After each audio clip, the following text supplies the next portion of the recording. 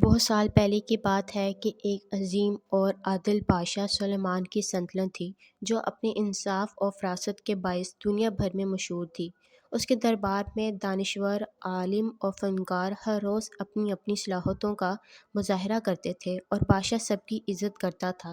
سلیمان کا دل ہمیشہ سے اپنی رعایا کے فلاح و بہبود کے لیے تڑپتا تھا۔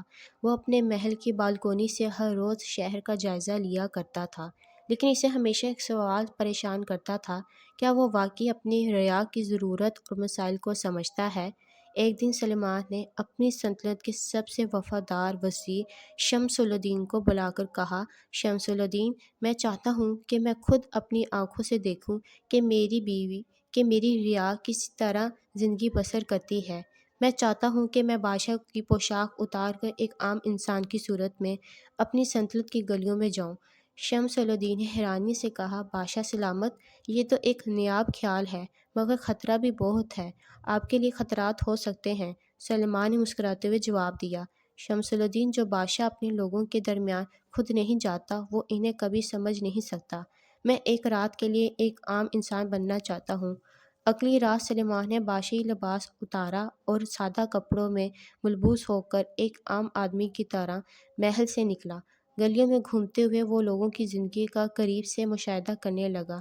وہ ایک بیکاری کو دیکھتا ہے جو سردی میں ٹھٹھرا رہا تھا، ایک بیوہ عورت کو دیکھتا ہے جو اپنی بیماری سے لڑتے ہوئے اپنے بچوں کا پیٹ بھرنے کی فکر میں تھی، اور ایک مزدور کو دیکھتا ہے جس کی محنت کا صلہ اتنا کم تھا کہ اس کے بچے بھوکے سوتے تھے۔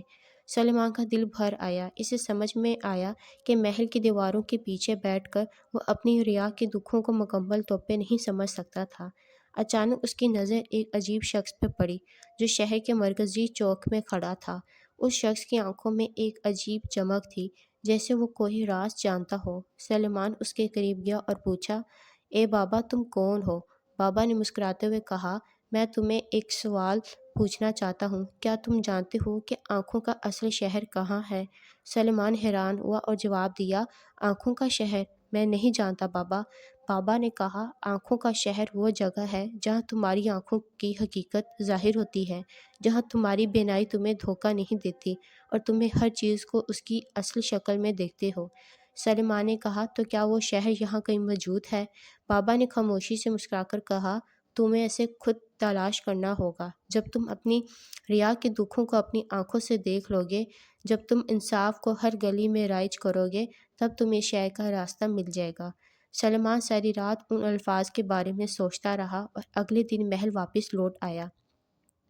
وہ اب پہلے سے بھی زیادہ عزم کے ساتھ اپنی رعایا کی خدمت کرنے لگا۔ اس نے اپنی سلطنت میں انصاف اور مساوات کی ایک ایسی مثال قائم کی کہ لوگوں کی زندگی میں خوشحالی اور امن آ گیا۔ سلیمان کو یقین تھا کہ ایک دن وہ آنکھوں کے شہر کا راستہ بھی پا لے گا، کیونکہ اس کا سفر ابھی ختم نہیں ہوا تھا بلکہ اب شروع ہوا تھا۔ یہ کہانی ہمیں سکھاتی ہے کہ انصاف اور قیادت کا اصل راز یہ ہے کہ حکمران اپنی رعایا کے مسائل اور درد کو خود محسوس کرے، تبھی وہ صحیح فیصلے کر سکتا ہے۔